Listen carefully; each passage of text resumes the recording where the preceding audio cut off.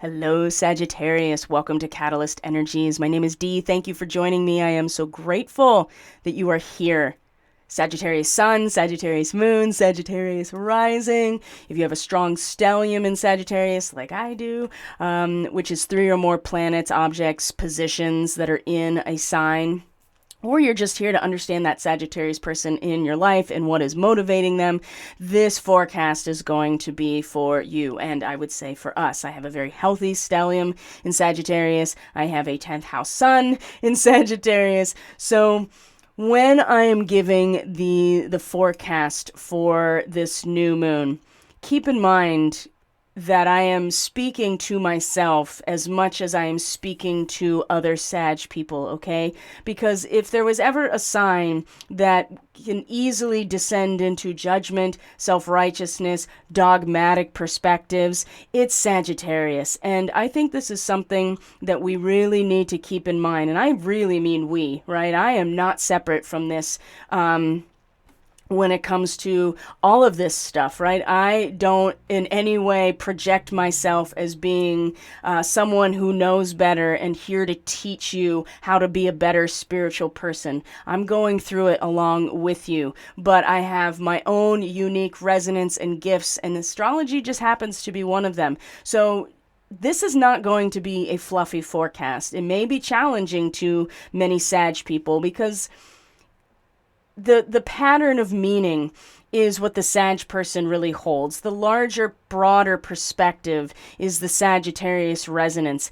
And it rules the 9th house, right? That is advanced training, higher education, foreign travel, broader cultural perspectives, belief, right? Belief is very important to understand the difference between knowing and belief, or knowing and understanding.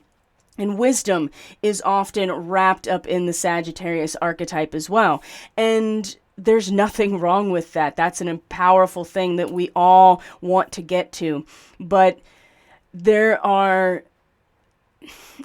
themes that are going to come out in this forecast that I would really suggest to the Sag people, again, including myself, to take seriously and to really be brave and to be willing to look in the mirror and see ourselves truly reflected back in our relationship. So for Sag rising people in particular, this is really relevant. And of course, this is how I'm going to go through this forecast, is from that Sag rising perspective, as we look at the chart itself and look at the houses that are being impacted. And as we're going to see, the major theme for Sag, and even leading up to the next eclipse cycle, which is in April, all of the energy in the Sag chart is at the bottom. It's in the first 6 houses, except for Mars, which is in Gemini in a retrograde. So you have a very personalized,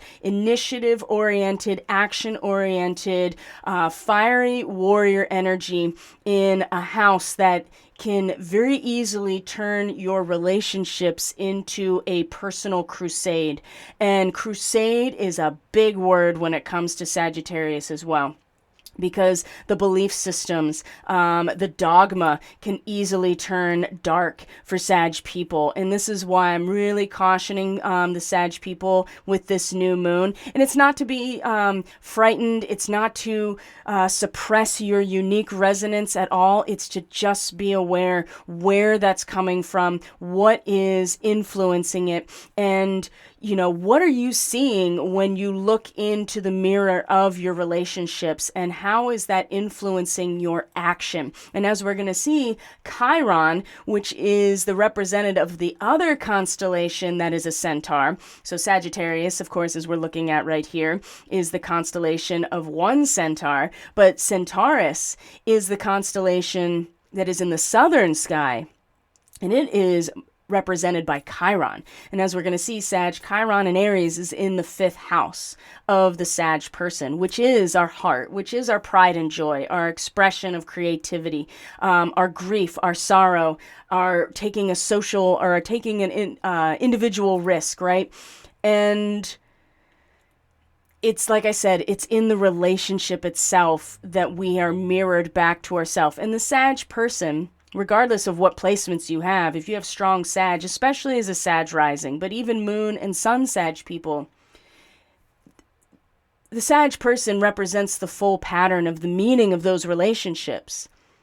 And so you can't really be in, Sag person is incomplete without the relationship itself, without others in order to complete the pattern, to have all of the threads woven together, right? And so it's very easy to get caught up in the pattern of belief, of the pattern of meaning in itself, without taking or having, I would say, even the courage and the ability to really look in the mirror of our own soul, right? To look at our reflection in the pond and in our relationships and see that shadow side of ourselves without getting pulled into all of the feels that happen when a belief system about ourselves gets either challenged or destroyed.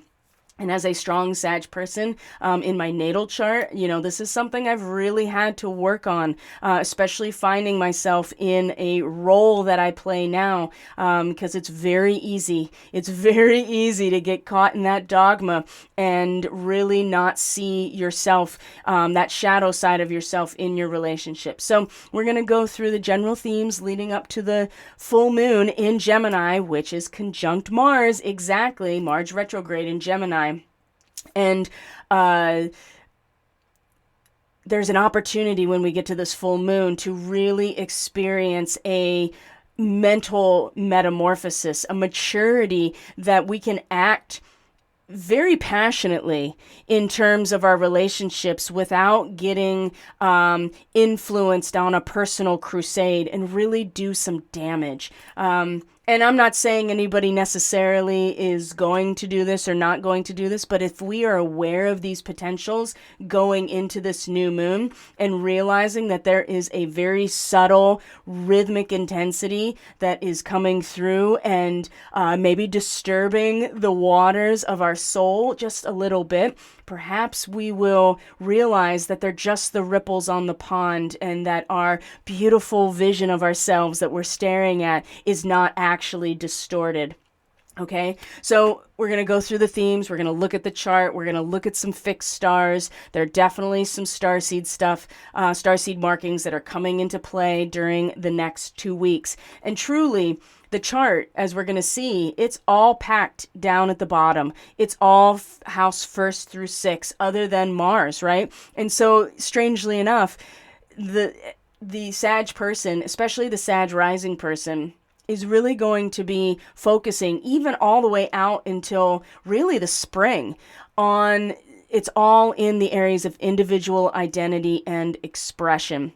And the only things that are in the top of the chart that represent the social identity and expression are the South Node in Scorpio. We have Lilith vacillating between Cancer and Gemini, so the 7th and 8th house for the Sag rising person, and then Mars, which is retrograde, okay? So before we get into it, I want to tell a story. And of course, we are looking at the Sag constellation here.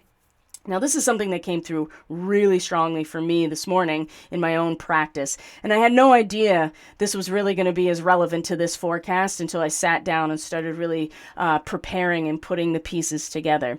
So, many of us are familiar with the term narcissism or narcissistic, right? And it is thrown out all over the place. Everybody loves to talk about the narcissist as if they aren't one, right? Nobody identifies themselves as a narcissist, okay? And so, but we all have these potentials. We really do. We have all the potential to be empathic. We all have the potential to be narcissistic, okay?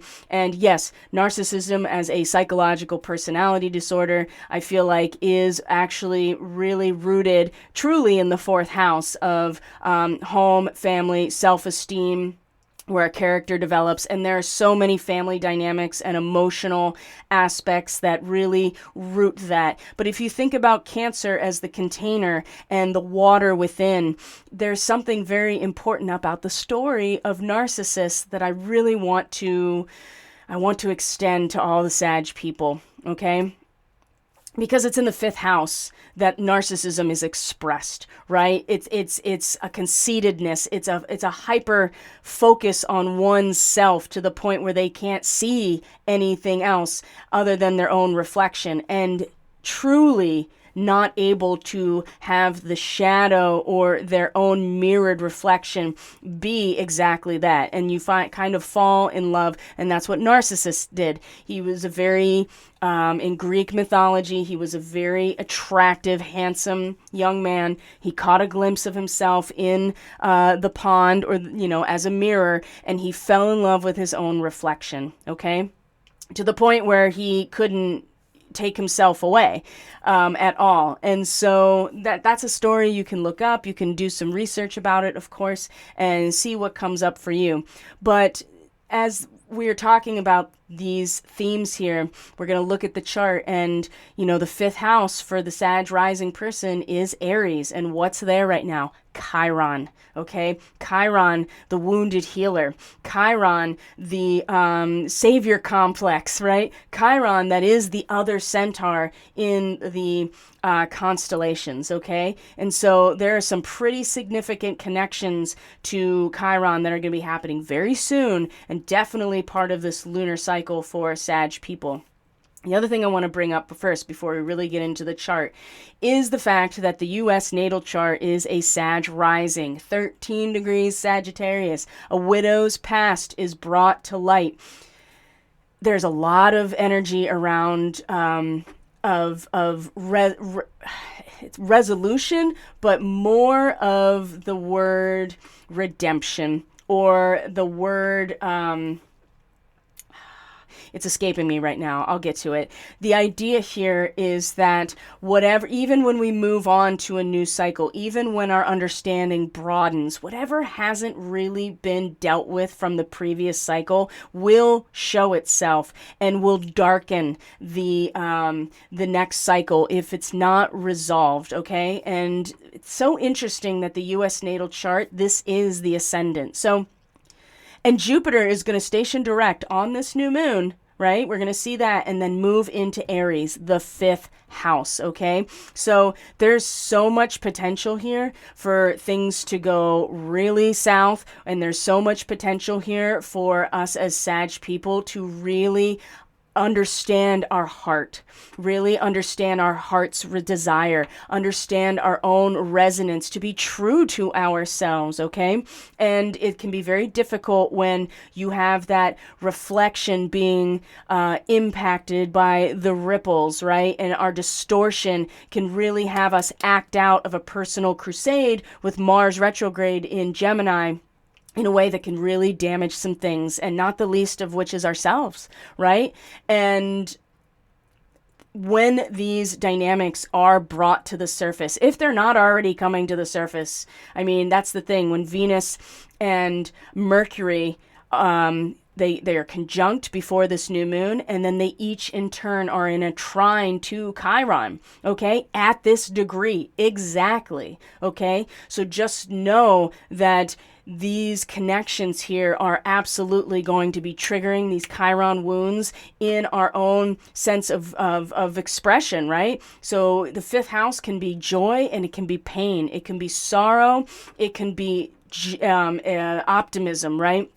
It can be, romance and lust and creativity and taking risks, but it also can be all of those Chiron savior complexes where we are acting out of our own heart space as a way to bypass our own suffering. And the real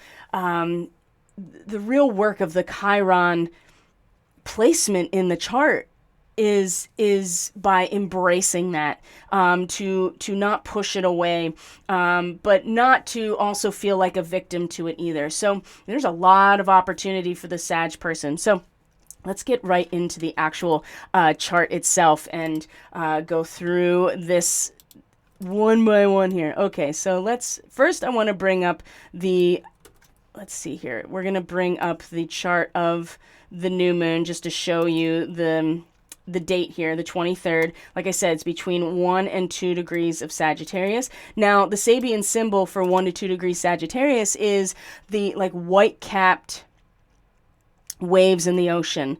And it's the idea that the breath of spirit, right? The breath of life that is represented by, Mercury in the seventh house, right? Or not in the seventh house, but the ruler of the Sag seventh house has the capacity to come through and even stir our unconscious, okay? And with the new moon, as with all new moons, this is very much a point of intention. There's still a very dark moon. We are beginning a whole new cycle, and this is our opportunity to utilize this energy as a means to be resourceful in the problems of our everyday life, okay? So there's a stirring of very deep energies because of the way that the breath of spirit will blow over our own unconscious, right? The surface of the ocean, which represents our unconscious self, the mobilization of these unconscious energies, okay? And this is in the identity, right? In the way that we feel, or the way that we, as a sun Sag, the way we really express ourselves, and of course as a Sag rising, in the subjective experience of our personality. So the best case scenario for this, like I said, is being very resourceful in approaching the problems of everyday living, and relationships is primary to it's usually the biggest problem in our everyday lives, other than resources, is relationships. And for the Sag person, I think this is really going to be a big part of it. Now, if you have Sag sun or Sag moon and your ascendant is something else, now it's going to be in a different house, and you're going to have to apply that to know what areas of life this is most going to affect.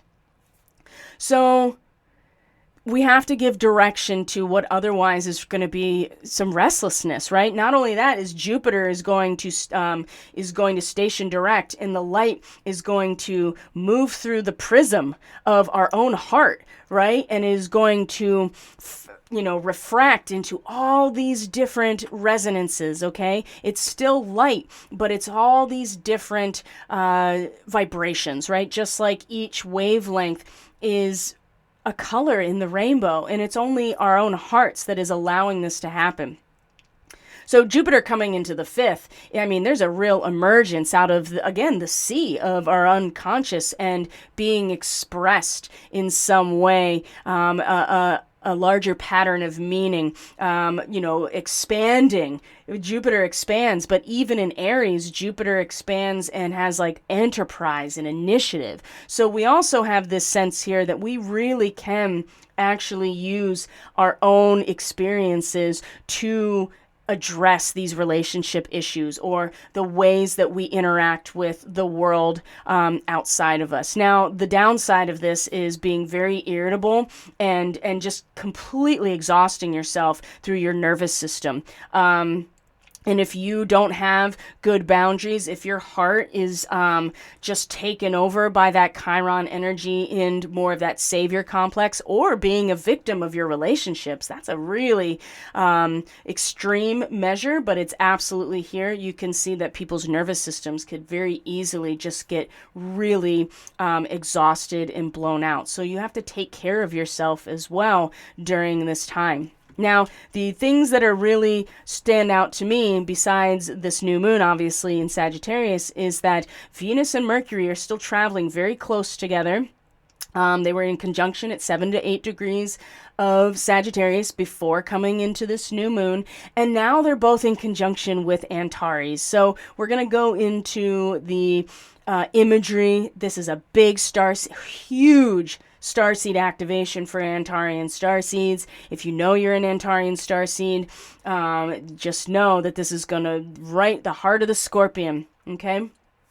And also be aware that Antares is one of the royal fixed stars, and it's related to Archangel Uriel, right? The fire of God, the purifier. So the other thing too, Sag, is realize that even if you are feeling this alchemical fire stirring underneath and gestating within your very soul, just know that if it's burning, right? If you are feeling the burn, if you are, it's a purifying experience.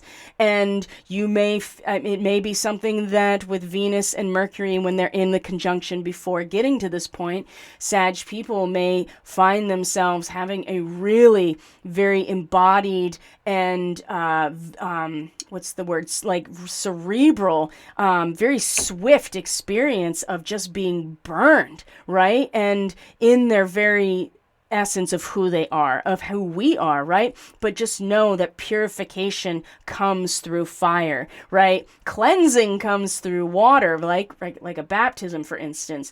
But it is fire that purifies, and it's already starting to make itself known, and it's going to be at this new moon. Jupiter stations direct, the new moon in Sagittarius at 2 degrees, and then you have Venus and Mercury conjunct Antares. So Antarian starseeds are much more, if you think about Antares and Arcturus, for instance, they're both huge stars, by the way, and they both are very brightly orange and red. They're very fiery. But Arcturus has much more of the masculine father type of energy about it, whereas Antares is very much the feminine, and it very much is this Kali energy. It's the heart of the Scorpion, okay? And so even though Sagittarius is a fire sign, it's got the masculine signature as a fire sign, there's something, and Antares in particular, it's very, it's got this strong, I wouldn't call it maternal. It is very feminine, and it's very purifying. And Antarian starseeds Antarian beings don't really come into physical form very often. So as an Antarian starseed, there is, you can really kind of hold that role in a lot of ways of being this purifying force. Now, this may be in your relationships too. You may find yourself having a really strong connection to being able to express this energy in yourself and having an impact on your relationships. Now, with Mercury in particular, I would really caution, I wouldn't even caution it so much as just be aware that the connection with Venus so close by, really trust your body and trust your physical feels and the wisdom of your own body instead of being hyper reliant on intellectual concepts, right? It's a deconditioning process when you have Mercury conjunct 10 to 11 degrees Sagittarius, which is Antares, right? We often can easily become a prisoner of these intellectual concepts, and they're so reliant on quantitative value, of objectivity and conformity to like patterns, right? And this is going to be hard for Mercury, because Mercury loves all of those things. That's Mercury's wheelhouse, is Gemini, the realm of relationship for the Sagittarius person. So, but this, relying upon the wisdom of the body, the value of the return to the body, and Venus is going to allow this to be even more embodied. And the value of it can be much more easily accessed by the Sag person. And so there's a lot of possibility for capitalizing on past achievements so that we can really understand what our body and our embodiment is trying to communicate to us about ourselves as Sag people. And, there's a lot of confusion here. The possibility for real confusion, especially if you are relying strictly on this quantitative, objective, pattern-oriented aspect to the culture of your relationships, the culture you belong to, the culture of your family, whatever it is, your social networks, whatever they are, it can be there's a lot of confusion, and there's already a lot of confusion. That's something that I brought up in the astrology report for the last quarter, which is only available it's exclusive to monthly members. So if you're interested in that, you can look into that in the description box below. There's links to my website, there's links to the Catalyst Classroom and the Starseed Fellowship, and the weekly report is actually available to those subscribers here. So This is just the graphic that I made for that report. So that talked a lot more about this week leading up to the new moon. So if you're interested in that, you can find those links below. Anyway, so the other thing that sticks out to me about this new moon in particular is that we have a couple asteroids involved, and some of them are incredibly relevant to not only the Procyon story. We have Pallas Athena, the goddess of wisdom and strategy. There's that wisdom word again, and she is in Cancer, directly conjunct Procyon, opposite Pluto. Right? And so there is a wisdom and a strategy for the Sag person in terms of, oh, look at that, the realm of the shadow. To be able to face the upheaval, right? And accept the challenge as some sort of cathartic experience, right? And Pluto and Capricorn in the second house, I mean, we're talking right down to the very nuts and bolts of reality for the Sag person, the actual resources of life, the actual resources of the body, the actual resources of finances, right? Of what makes up the value of your everyday life in the second house. Pluto is taking away, and as a process of alchemy. And if we just stay focused on that, then, you know, that can feel like you are losing everything, that you are in fact dying, right? It's Pallas in this position is where the wisdom and the strategy of realizing that the storm is blowing through the canyon and not everything's going to make it. In fact, it's not going to make it. And Pluto is pretty clear about that and has been. But there's something to be said for the ability to accept the challenge, to stand up to the challenge and realize that this is a cathartic type of experience in the realm of your own shadow, in the realm of the power dynamics in your relationship, and whatever that means to you, right? The 8th house is death, sex, and taxes. And so that also is our own subconscious. That also is our own shadow. And this is where the death of the ego comes from. But we're talking about resources here for the Sag person. So that's whatever those resources are, it's important that you maybe embody the wisdom of and a strategy that says, you know what, I know that I can retreat into this canyon so I don't completely get destroyed. But, you know, there's something, you can't protect everything from the storm raging through the canyon. Even though you built your nice house in there, it's coming through. And maybe what the Sag person can experience here is a upgrade and an ability to further strengthen oneself in the realm that is, is pretty hard to pull yourself out of, right? I mean, again, it is their power in the 8th house, power that is generated in relationship. And so you may find that you've put so much energy in your own resources into something.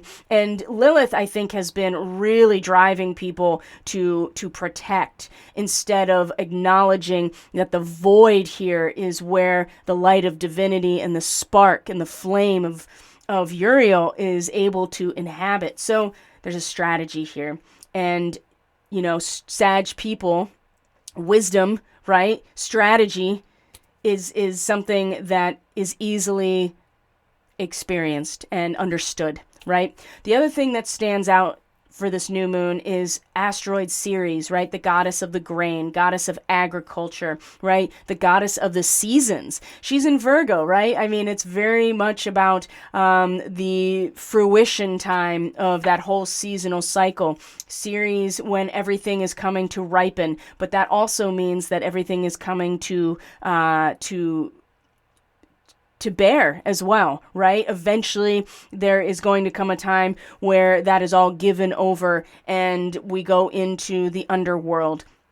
And so at this point, though, Ceres is opposite Neptune. Now, if you did see the third quarter moon astrology report, if you are part of the Tier 2 membership, then you already know that the moon crosses over this point in Virgo, creating a T-square, not only with Neptune, but with Mars before this, leading up to it. So there's already a little bit of emotional, intuitive connection to this, and to be patient, right? To be patient, right? You don't want to harvest until it's time to harvest, right? You don't want to harvest until everything is ripe. And there's a certain amount of patience and resoluteness that this is representing. You don't want to get ahead of yourself here. And in fact, nature never gets ahead of herself. She is always on time, okay? And even if we are preparing for the inevitable of coming into Libra and Scorpio season, we know that after this, we go into the underworld of ourselves. And for the Sag person, this is in the 10th house of career, right? Of mission. And remember where Scorpio is for you, Sag. It's in the 12th house, right? This whole eclipse cycle, the last 2 eclipse cycles have been in the axis of surrendering to your works and labors and surrendering to back to the unconscious, the collective unconscious, right? And specifically surrendering back to your works and labors, because this is where the North Node and, of course, Uranus is in the 6th house. And we'll get there. We'll get there because there's some pretty remarkable connections that are going to be happening just in the first week with all of that Taurus energy. So there is a little bit of connection here leading up to this new moon, but Ceres here. And truly like taming a beast. And what's interesting about Sagittarius as a constellation, the way that it's conceptualized in ancient astrology, really does represent the human consciousness taming the animalistic part of ourselves. And so again, to be patient, the need to tame our vital energies in order to fulfill our destiny, right? We have complete control over our emotional energies, overcoming the pride in one's strength and mastery, right? This is really important to consider as well, to be patient. You may not like, what you are discovering, and you may want to express yourself in a certain way out of those Chiron wounds. And this is, and also too, you may want to just give yourself, completely over to those inner realms of the 4th house. And you can see there's a lot going on in your 4th house now for the Sag rising people, right? Vesta comes into Pisces, asteroid Juno is in Pisces, and of course Neptune is in Pisces as well, soon to station direct during this lunar cycle. So, and this is all where you look at, this is the reflection, the waters of your own soul and the root system that pulls it out. And Neptune in this area can really create a broad spectrum in terms of where your roots really extend to and where that power comes from and how it is connected to something cosmic and transcendental. But the other side of that, especially when Neptune stations direct, the fog's going to roll in, and you may find that you may find that those roots just kind of dissolve, right? And that you don't really feel personally powerful, that you are just giving your power away to the collective unconscious. And at least the goddesses, Vesta, right, the hearth flame, and Juno, the advocate, at least they are here as well, giving some at least perspective and realize, helping the Sag person realize that the flame at the center of our own transmutation, and certainly the advocacy in terms of balancing ourselves, is also to be found here in the reflection of ourselves in the container of where we feel safe and secure, right? And Neptune in the 4th it's not a bad thing at all. It really can allow a person to feel rooted in something infinite, right? But it really also depends on what type of, if you're tapped into this false illusion, right? These delusions, you're tapped into, you're just having it all dissolved away, then that can make things a little bit difficult. And so there's a patience here that Ceres is providing, right? Just like nature is always on time and is never trying to pull the trigger before it's time. Now you can see that there's a T-square also to a certain extent with Mars. It's much more with the moon leading up to this point, but still Mars is still here retrograde in Gemini in the 7th house for the Sag rising person. And you can see that if you're really struggling with the patience here in terms of your mission, in terms of your contribution to society, it's in the area of relationship in and of itself that you can put your action, even if it's internalized, even if you are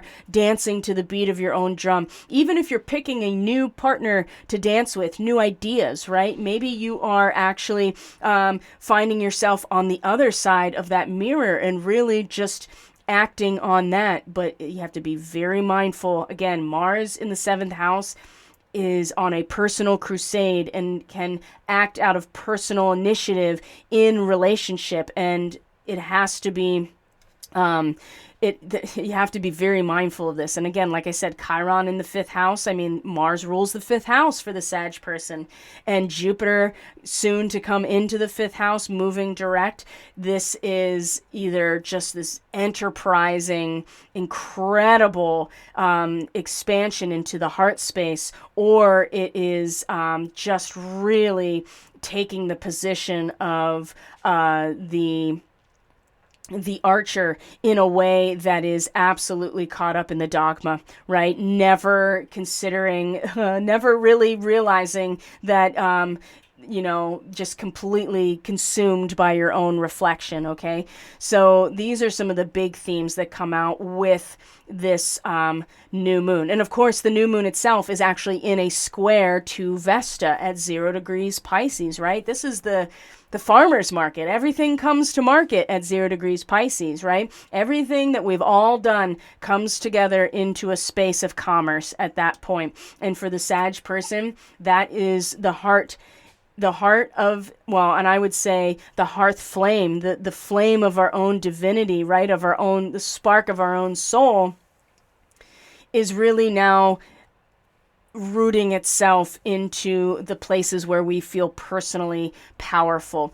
And again, the new moon here in the 1st house and in the sign of Sag, you can either find yourself being very restless and nervous exhaustion, if that's what you're going to, pretty much bless this new moon with, or it's going to give you resources, resources you never even realized you had, okay? And one of them, again, is to be able to be honest with yourself as you look in the mirror of your own soul and be like, oh, that's what I'm seeing here. So, all right, let's start looking at this. We're going to start looking at the themes here moving throughout the next 2 weeks. So one of the things I'm going to show you is just, again, I'm going to show you the general theme of this 2 weeks, okay? So just kind of pay attention as we wander through this chart over day by day and just look at where everything is. And you could see for the Sag rising person, it's all at the bottom, right? Completely at the bottom. Like I said, the only things that are in the chart, at the top of the chart in social identity and expression are the South Node or the tail of the dragon. We see Mars in its retrograde and Lilith that's going back and forth between Cancer and Gemini in the 8th to the 7th and back to the 8th. And so everything is really situated at the bottom of the chart for the Sag person, which is about us, our individual identity and expression. And when you have, really the South Node ruled by Mars, you have Mars that's in its retrograde, and then Lilith, which is such a deep primal energy, the dark feminine, in these areas of society, it can be really, you could erroneously identify yourself and your own expression as the as the only thing, without using the mirror of relationship to really guide you in your own transmutation, right? There is no transmutation without the polarity of relationship. And it's, for the Sag person, without that, there is no transmutation. And so then you're stuck in a dogmatic belief system about yourself. And if that's ever challenged, boy, it is just going to destroy everything. And there's always the opportunity to create again. That's kind of the whole joy of being in this density and being an immortal being in our physical material matrix of reality, is that we get to create over and over and over.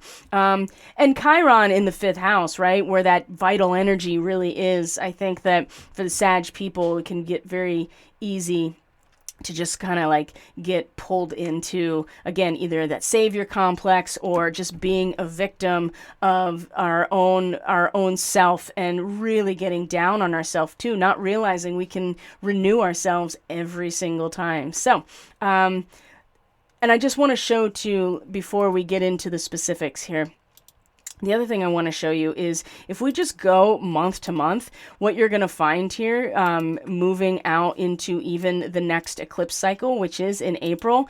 I mean, these things stay really consistent. Like, it's all still at the bottom of the chart. In fact, it really doesn't start coming out of the bottom of the chart until April and into May, when you start having Venus come into the 7th house. But still, everything is really situated at the bottom of the chart, and then Mars will come into Cancer. And you better believe that you want to know what it is that you are really driven towards in terms of power dynamics, shared resources, and protecting, because when Mars gets there, there's not going to be any time to think about it. You're just going to be acting on it.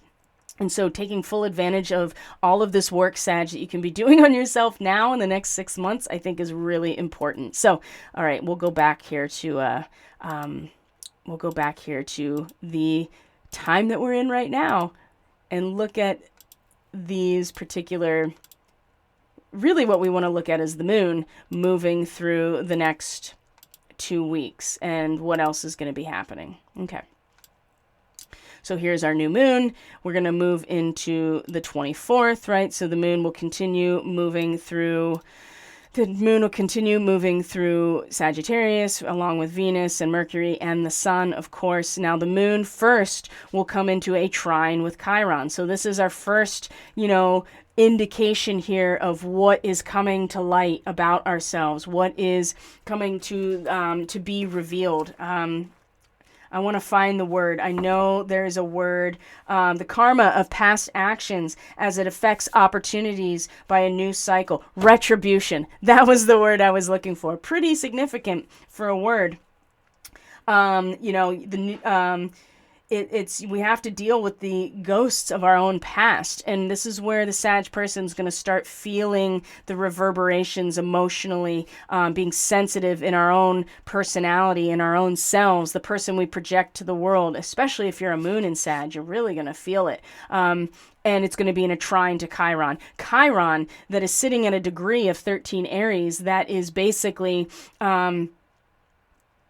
setting the stage for, wanting to immediately change the status quo of our own selves. And for the Sag person, definitely in terms of our own heart and what we have to say, how we express ourselves, how we creatively express ourselves. We're going to want to lash out in some ways and easily be triggered either by wanting to be a savior or a victim perspective. And it's an immature evaluation, okay? And that's the other thing too, is that with these transits, the moon and then Mercury and Venus all coming into a trine with Chiron here, we could easily be triggered into action because we're looking at ourselves in a distorted mirror. The ripples are going to really upset us, and we will express ourselves through that. And you can bet that people are going to get pulled into acting in a way like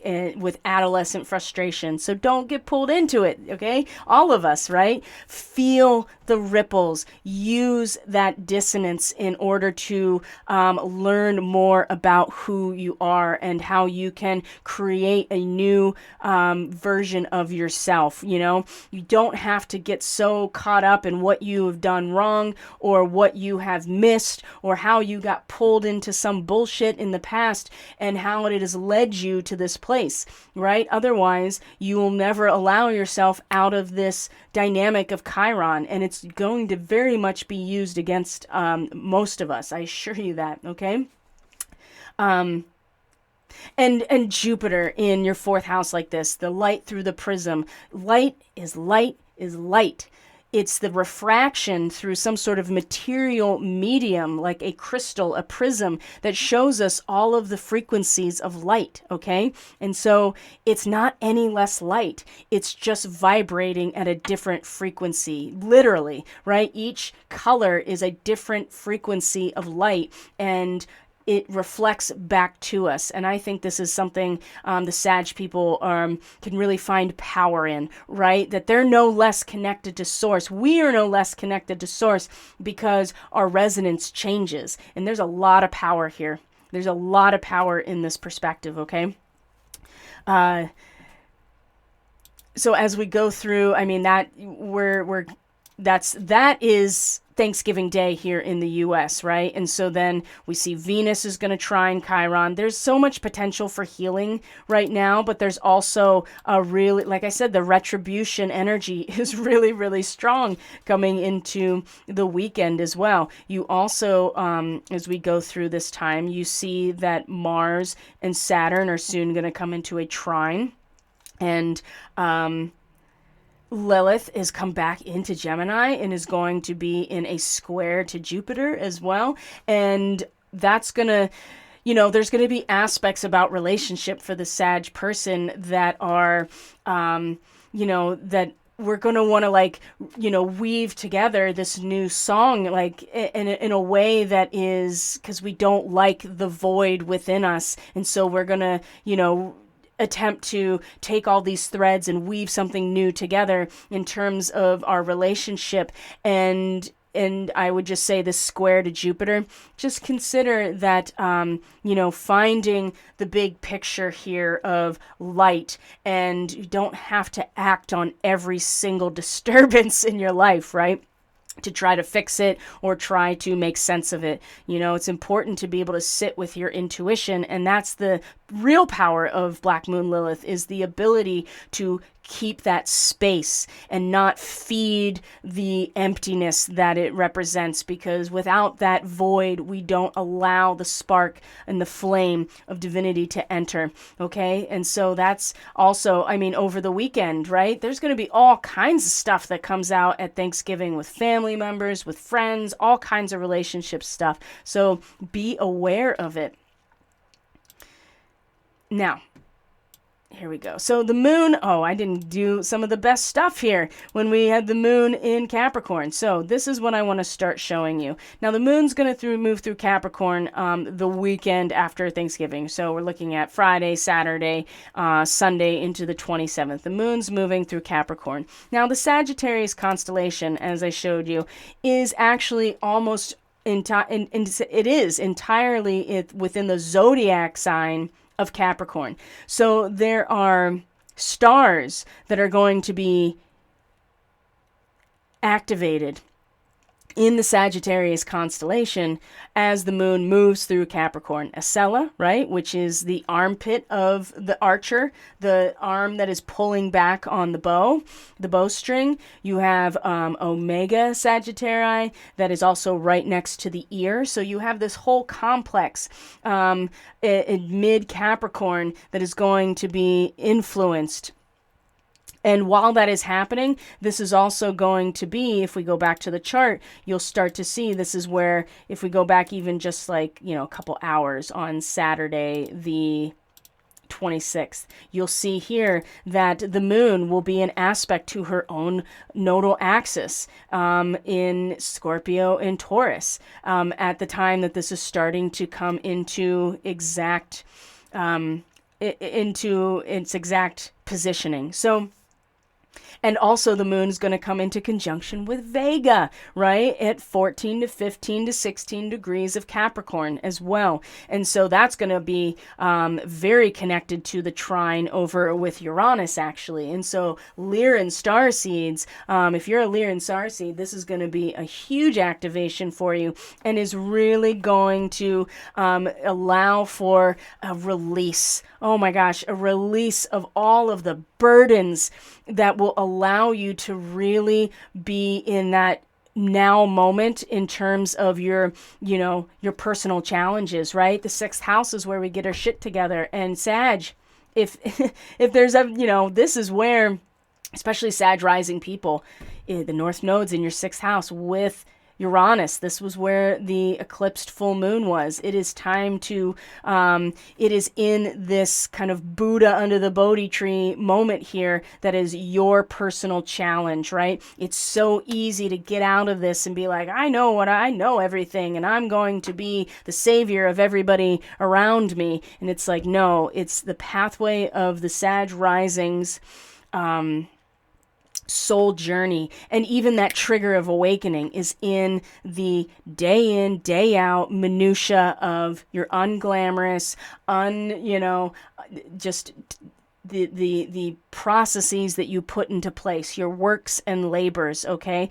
And it is not glamorous, and it has nothing to do with anybody else. And the sixth house is a very Chiron-oriented house as well. So what I like about this is that you can take that bow, you can consider that pulling back and ready to shoot the target at your own process, at your own purification, your own works and labors, instead of hyper focusing on everyone else outside of you or what you're doing in relation to them, right? Using that as a mirror for your own process and not getting caught up in the distortions that are inevitable, right, in your own waters, right, that you are experiencing as you look into the pond, right? You don't want to be the narcissist that's like, oh, I can't look at anybody else but me, which means you can't actually grow and learn, and you get stuck there, or you feel like that, or you're a victim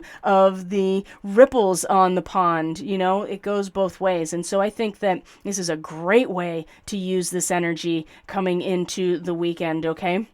And like I said, Lyra, and Vega in particular, fixed star Vega, when the moon comes into conjunction with Vega as well, is in a direct trine with Uranus. This is an earth trine. Again, just allow yourself to just let it all fall away, and so your naked soul can just be. And that's really going to allow you to just sit with yourself under that tree and just be with yourself. And when you don't have to, bear all of the weight of all of those things that have been inhibiting you. And when I say inhibiting you, this is like culturally and socially coming right into your own physical reality around you. It's okay. I mean, and I think this will, when the moon crosses Pluto right after this, I have a feeling that the power of this is going to be a lot more accessible to all of us, really, but to the Sag person. There will be a recognition of the metamorphosis of resource, and how much power can be released from this process of just destroying everything that has already come before in order to make space for something brand new to come into the picture. So let's see here. We are... just this whole time period, really, right around Thanksgiving and the weekend is really, really very strong. So as we go through, you can see here that Mercury is soon going to come in, Mercury and Venus, they'll be in a sextile to the moon in Aquarius coming into Monday the 28th. And now we see that the trine with Mars and Saturn is coming into an exact position. So there's this air trine now, Saturn in the third house, right? Crystallizing the realm of ideas, concepts, crystallizing the, your own thought processes, crystallizing what's right in front of you as well, your immediate environment, and crystallizing it through the resonance of the collective consciousness. And this can be either really very important, this can really give your mind a structure that will not let it be influenced, or it could be that there's no flexibility here, and there is no change in resonance that can happen with Saturn here. So this is going to be very, what is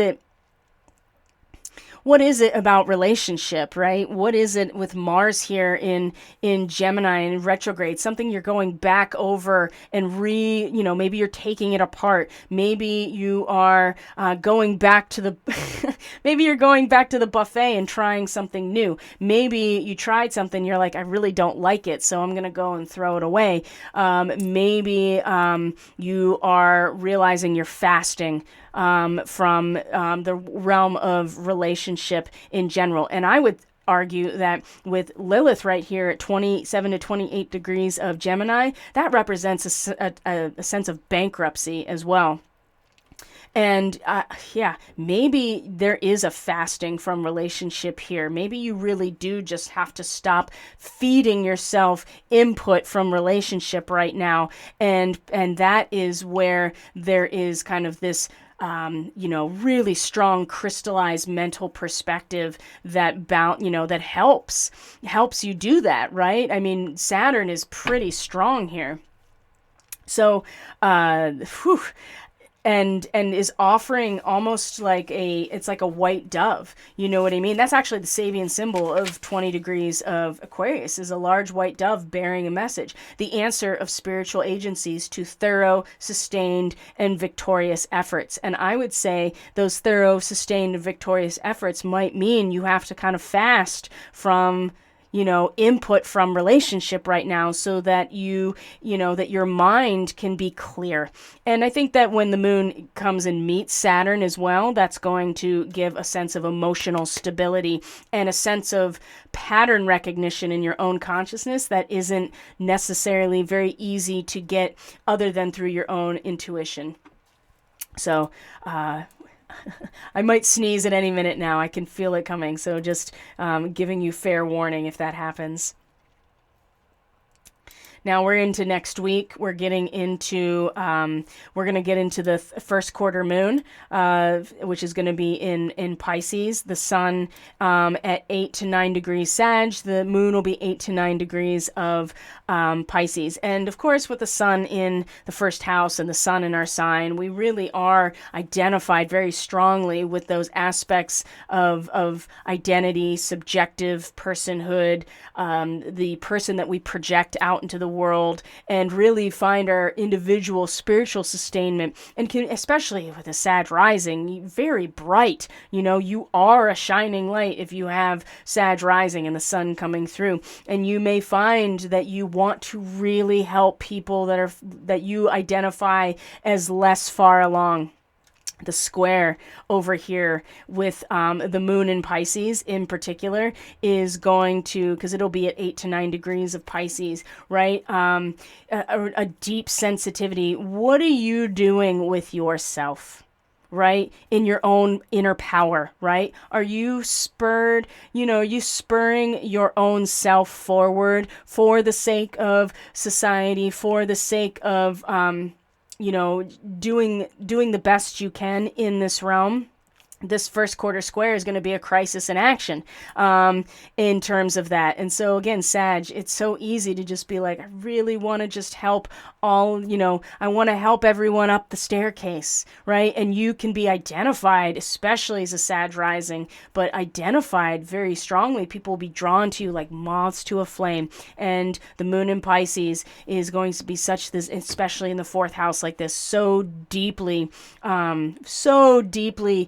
sensitive into your own sense of core stability and what you are doing in terms of your own power. And that square is going to be like, well, what am I doing, right? And at the same time, Mercury and now Venus will both be in an opposition to what? To Mars in your 7th house in Gemini as well. And so this, Venus and Mars in opposition, you really see the battle of the masculine and feminine poles.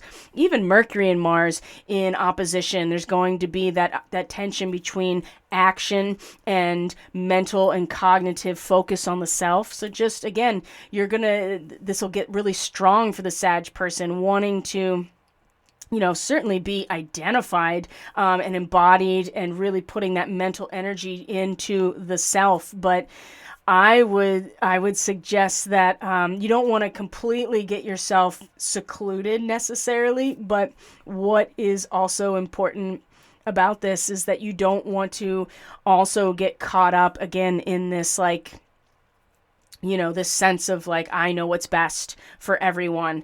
And with this Mars retrograde, I'm telling you, in Gemini, right? I mean, we're going back over and acting in complete opposite ways to what had already been acted upon. And so I would definitely keep that in perspective as we go through, especially this first quarter moon, okay?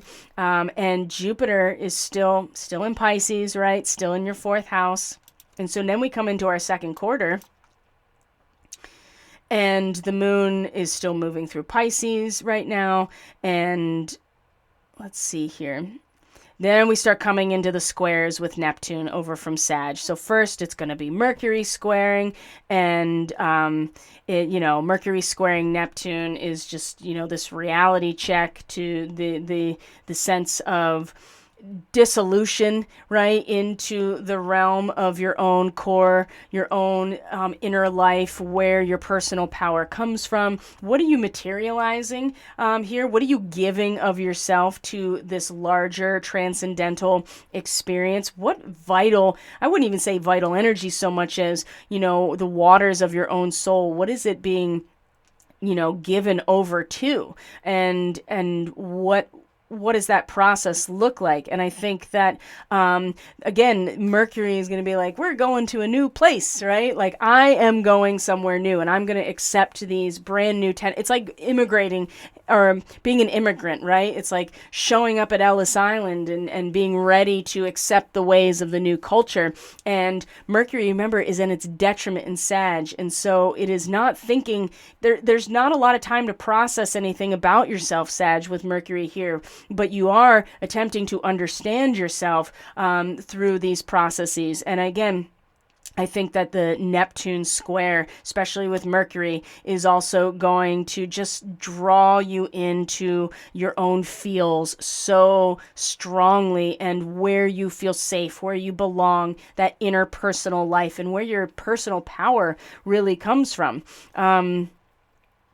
And what you're doing with the image in the pond that you're looking at here, like, how are you what is it that you're giving over and materializing based on what you're seeing there? Because there's just a lot of optimism and a lot of, really just,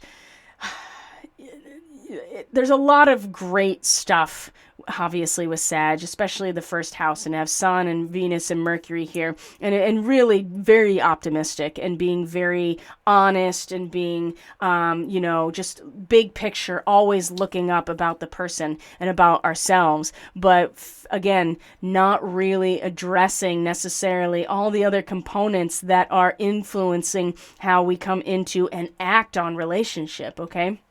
So we're getting close here to our December 7th full moon, and the moon's now coming into, it's coming to the 5th house. It's met with Chiron at this point. It's going to come into our, into the 6th house. And let's see here. What we see here is the moon meeting the North Node. It's going to have a connection to Lilith with conjunct Sirius at this time. Also, at the very same time, it's going to square Chiron. So we're back to Lilith in the 8th house, conjunct Sirius, and the power that we can access when it comes to our will shaping our character in this realm. And so when we feel cut off from this ability, we will try to find a way to either, overcompensate by really just like pulling and consolidating all of our own power in this area, or completely going the opposite way, which is worshiping the destruction of our resources. Mercury will be conjunct the galactic center on the 4th. This is pretty important as well. And then we see that the sun will trine Chiron exactly on this day. This is a pretty important day to have this, because this is where the retribution finally comes into effect with that sun at 13 degrees Sagittarius. And then we come into the full moon. Soon come into the full moon on the 6th and the 7th, right? This is where we have our full moon. It will be exactly conjunct Mars. And so this is such a powerfully emotional, really, fire-driven, emotional type of experience that we can either really have a mental maturity here about and a sensitivity to this mental metamorphosis that allows us to really take that action that Mars represents, but internalize it, or maybe really unravel some things in terms of who we've been in relationship.